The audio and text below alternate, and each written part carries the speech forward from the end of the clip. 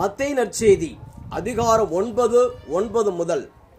இயேசு அங்கிருந்து சென்றபோது மத்தேயு என்பவர் சுங்க சாவடியில் அமர்ந்திருந்ததை கண்டார். அவரிடம், என்னை பின்பற்றி வா என்றார். அவரும் எழுந்து இயேசுவை பின்பற்றி சென்றார்.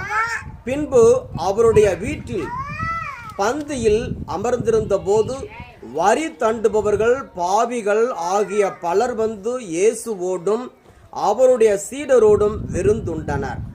இதை கண்ட பரிசேயர் அவருடைய சீடரிடம், உங்கள் போதகர் வரி தண்டுபவர்களோடும் பாவிகளோடும் சேர்ந்து உண்பது ஏன் என்று கேட்டனர்.